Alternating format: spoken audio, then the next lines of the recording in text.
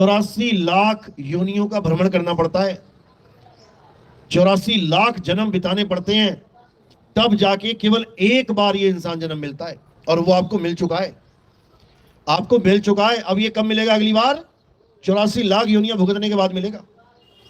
कबीर साहब समझा रहे हैं वाणी में, लख 84 भुगत के और पौपे अटके आए, अब की पासा ना पड़ा तो फिर 84 जाए। 84 भुगत के आप आ तो गए यहां पे, अब क्या है? पौपे अटके आए। अब आपके ऊपर जो माया का जाल बुन गया है, इसमें अटक गए आके। अब क्या करना है? इस माया के जाल को काट देना है। जो इस माया के जाल को काट देगा वो यहां से निकल जाएगा, और जो माया के जाल को नहीं काट पाया, वापस 84 में जाना पड़ेगा। कोई ऑप्शन नहीं है, जाना ही पड़ेगा। कुत्ता बिल्ली हाथी घोड़ा सुअर बनना ही पड़ेगा, शेरों के आगे हिरण बन के भागना ही पड़ेगा, मगरमच्छों के तालाब में पानी पीने जाना ही पड़ेगा, उसके बाद गर्दन पकड़ेगा तो खिंच के पानी के अंदर उतरना ही पड़ेगा, मरना ही पड़ेगा, बार बार, एक बार नहीं, अनंत बार।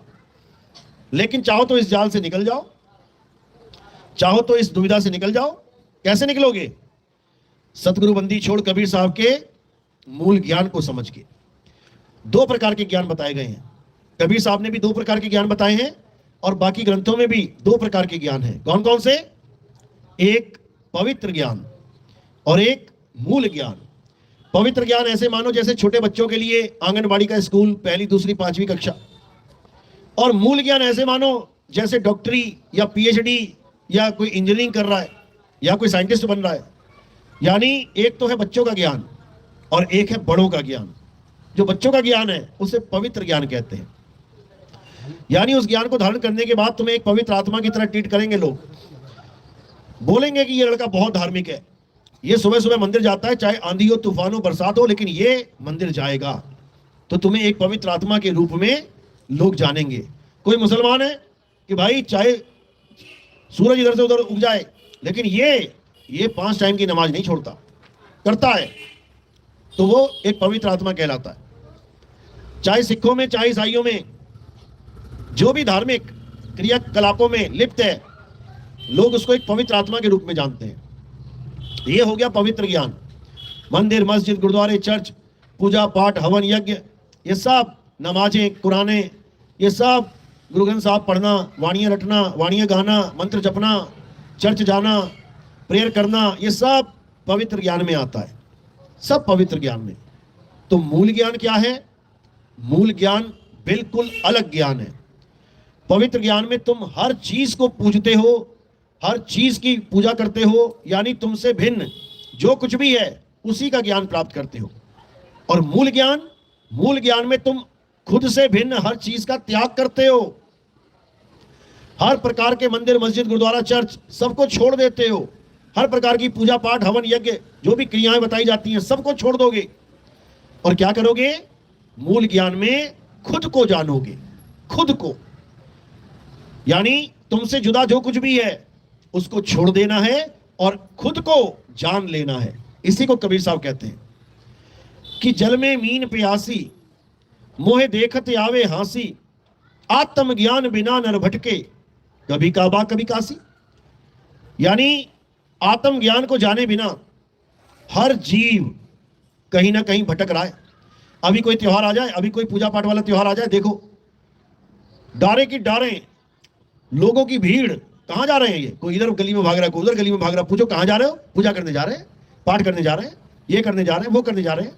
यानी भगवान के नाम पे सब भागम भाग लगी हुई है। ये तो चलो गली मोहल्ले की बातें हैं, अभी यात्राएं चलेंगी, देखना 100-100, 150-100, 200 किलोमीटर लोग पैदल जा रहे हैं। उनको पूछो कहां जा रहे हो? भगवान की पूजा करने जा रहे हैं। इसी को कबीर साहब ने कहा, आत्म ज्ञान बिना नर भटके। ये भटके हुए लोग हैं जिनको पता ही नहीं है करना क्या है। जो कोई कुछ कहता जा रहा है उसको मानते जा रहे हैं। कोई कह रहा है इधर आ जाओ, इधर भगवान है, उधर चल पड़े। फिर थोड़े दिन बाद कोई और त्योहार आया, वो कह रहे उधर भगवान है, उधर चल पड़े। फिर थोड़े दिन बाद कोई और त्योहार आया, उधर की यात्रा करने चले गए। भटकते ही रह जाएंगे सारी उम्र। ये भटकना कब खत्म होगी? आत्म ज्ञान बिना नर भटके। आत्म ज्ञान का मतलब क्या होता है? आत्म ज्ञान का मतलब राम जी, कृष्ण जी, हनुमान जी, अल्लाह, वाहिगुरु, गॉड नहीं होता। आत्म ज्ञान का मतलब होता है खुद का ज्ञान। तुम्हें तुम्हारा ज्ञान हो जाए कि आखिर तुम हो कौन। आत्म ज्ञान। क्योंकि आत्म शब्द जहां भी लग जाता है, कहीं पर भी आत्म शब्द लग गया तो सारा मैटर तुम्हारे ऊपर लागू हो जाता है, सारी बात तुम्हारे ऊपर आके टिक जाती है। जैसे कोई तुम्हें कहे कि कथा लिखो, किसी की भी लिख दो, लेकिन कोई कहे आत्म कथा लिखो तो किसकी लिखोगे? खुद की। कोई कहे हत्या कर दो, किसी की भी कर दो। कोई कहे आत्महत्या करो तो किसकी करोगे? खुद की। कोई कहेगा ये बंदूक ले रक्षा कर, किसी की भी कर लो। कोई कहे केवल आत्म रक्षा कर, तो खुद की करनी पड़ेगी। इसी प्रकार कोई कहे निर्भर हो जा तो किसी पे भी हो जा, और कोई कहे आत्मनिर्भर हो जा तो खुद पे निर्भर हो जा। आत्म शब्द जुड़ते ही सारा भाव ही बदल जाता है। आत्म शब्द जुड़ते ही सारे संसार से जुदा होके सारा मामला तुम्हारे ऊपर फिट हो जाता है।